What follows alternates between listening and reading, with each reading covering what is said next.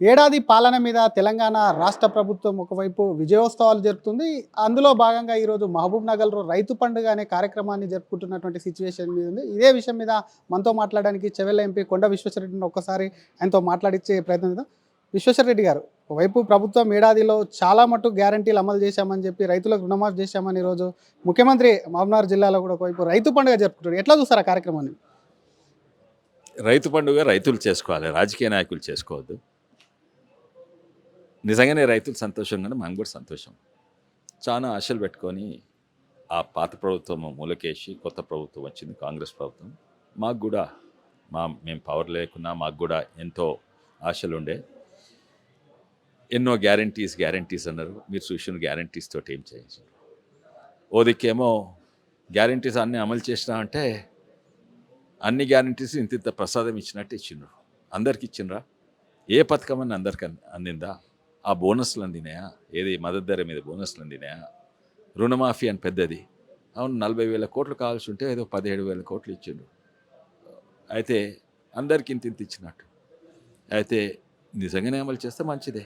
మీరే ఇచ్చిండ్రు కదా గ్యారంటీ, ఆ గ్యారంటీలు పెట్టుకోండి. కానీ గ్యారంటీలు కంప్లీట్ చేయకముందు రైతులను నవ్వండి సంబరాలు చేసుకోండి ఎగ్రని అంటే ఏం లాభం? మీరు అమలు చేసినాక చేస్తే మంచిదే.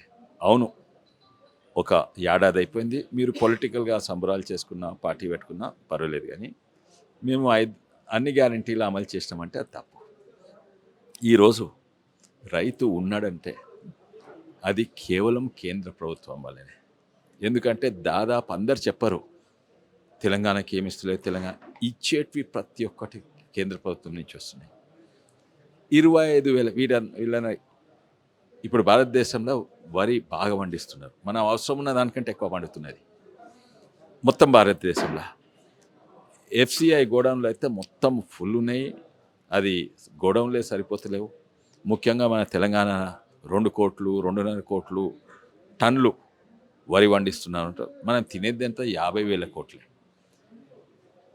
వరి అవసరం లేకున్నా కూడా రైతులను ఆదుకుంటేందుకు కేంద్ర ప్రభుత్వం కొంటున్నది. ఎంత కొంటుందో తెలంగాణ నుంచి? దాదాపు 25,000 కోట్లు.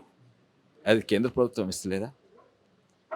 ప్రతి సబ్సిడీ చాలా సంతోషం. ఇప్పుడు కొత్త ప్రభుత్వం వచ్చినాక కొన్ని ఈ గ్రీన్ హౌజు, పాలీ హౌజు వాటన్నిటిలో కూడా ఎవరిస్తారు? కేంద్ర ప్రభుత్వం ఇస్తారు కదా.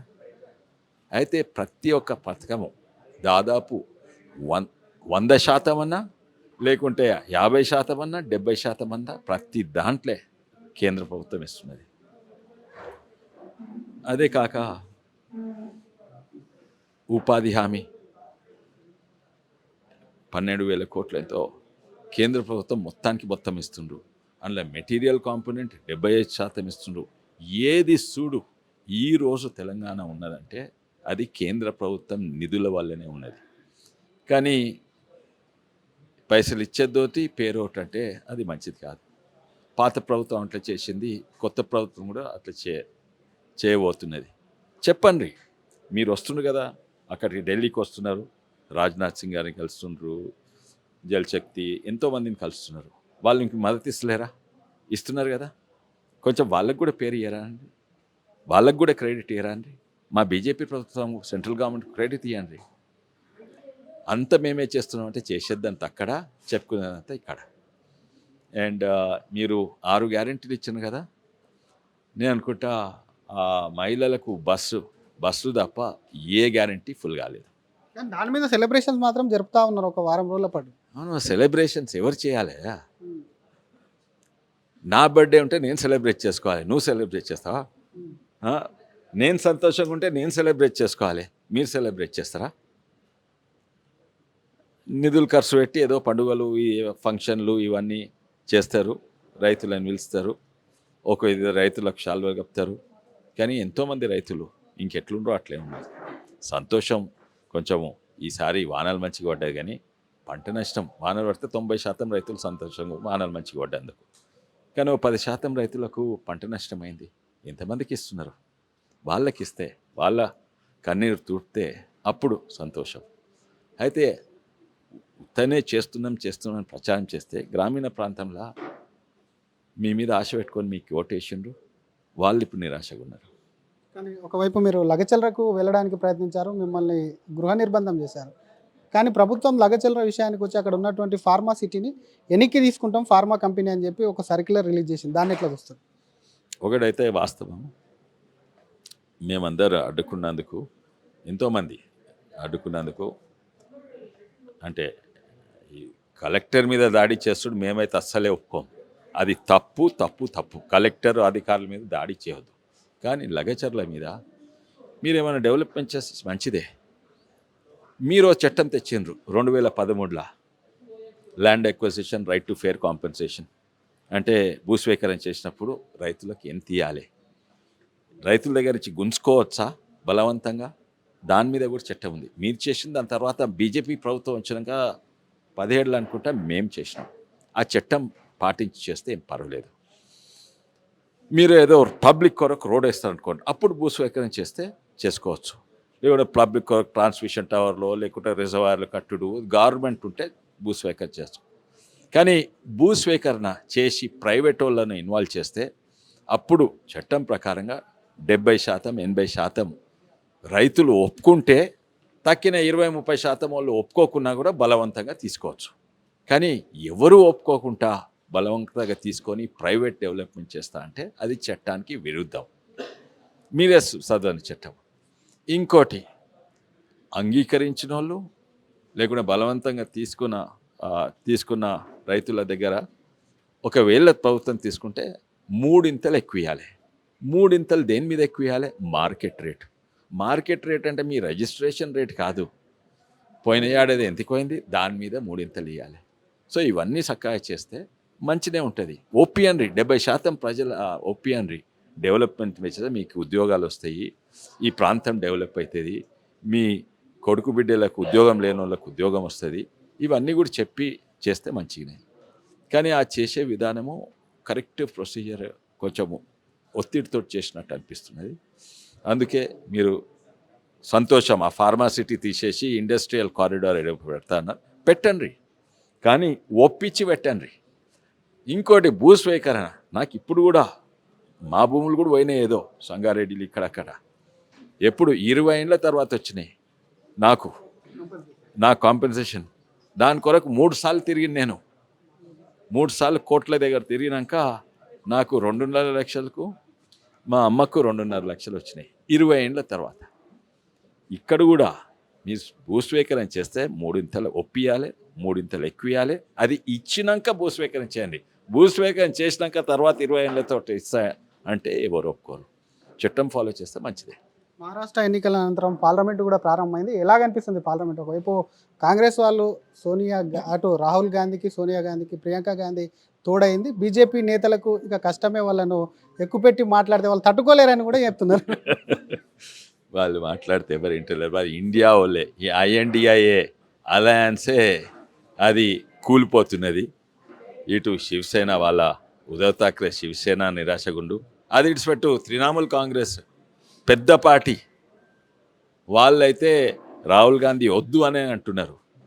మేమే లీడ్ చేయాలి ఇండియా అలయన్స్. మీరు ఇండియా అలయన్స్ అని కాంగ్రెస్ కాదు. ఆ అలయన్సే విడిపోతున్న సమయంలో పార్లమెంట్ జరుగుతుంది. వాళ్ళకు మాటలు ఎక్కువ లేదు. వాళ్ళు ఏమన్నంటే ఏదో ప్రచారము, మత ప్రచారం చేసినట్టు కాన్స్టిట్యూషన్ ప్రచారం చేయని అవసరం లేదు. కాన్స్టిట్యూషన్ పాటించాలి, మీరు పాటించాలి. మీరు చేసే చట్టాలు ఎన్నో విరుద్ధంగా ఉండే. కాన్స్టిట్యూషన్ 100 సార్లు మార్చింది మీరు కొన్నిసార్లు మార్చితే సుప్రీంకోర్టు కొట్టేసింది. మొన్న బ్యాంకింగ్ లా మీద నేను మాట్లాడాలి చదువుతుంటే, ఆ బ్యాంకింగ్ లా వాళ్ళు తీసుకొస్తే దాన్ని సుప్రీంకోర్టు కొట్టేసింది ఎన్నో సమయాలు. బ్యాంకులను జాతీయకరణం చేసినామని చెప్పి గొప్పగా చెప్పుకుంటారు. బ్యాంకుల జాతీయకరణ ఇందిరాగాంధీ చేసింది అనేది పెద్దగా చెప్పుకుంటారు గొప్పగా. బ్యాంకులను నాశనం చేసింది. బ్యాంకులను ఇప్పుడు అదే వాళ్ళకో సిద్ధాంతం ఉండదు. వాళ్ళే నేషనలైజ్ చేసిండ్రు.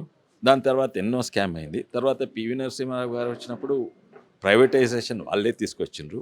ఇప్పుడు బ్యాంకులు, Bombay state bank of India, Bombay stock exchange, నువ్వు నేను కూడా 100 రూపాయలు ఇచ్చి 300 ఆ షేర్ ప్రైస్ ఎంత ఇచ్చి నువ్వు నేను కూడా కొనుక్కోవచ్చు. ఇప్పుడు బ్యాంకులు నిజంగానే మంచిగా చేస్తున్నాయి. బ్యాంకుల షేర్ ప్రైస్లు, బ్యాంక్ ప్రాఫిట్లు ఎంతో ఎక్కువైనాయి.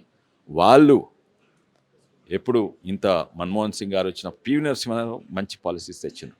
మన్మోహన్ సింగ్ వచ్చినప్పుడు అరే మా గ్రోత్ రేట్ ఎక్కువ ఉంది, 10% పెరుగుతున్నాము, 12% పెరుగుతున్నాము. కానీ ఏం చేసిండ్రు? అన్నీ దాపెట్టిండ్రు. అన్నీ బ్యాంకులలో ఎన్పిఎస్ అన్నీ దాపెట్టిండ్రు. 14 లక్షల కోట్ల ఎన్పిఎస్ కింద దాపెట్టిండ్రు. మీద పుస్తకాలు చూస్తే అరే వీళ్ళ దగ్గర 14 లక్షల కోట్ల ఆస్తులు ఉన్నాయి బ్యాంకుల దగ్గర అంటే అవి ఒక్క లోన్ కూడా వాపస్ ఇచ్చేది కాదు.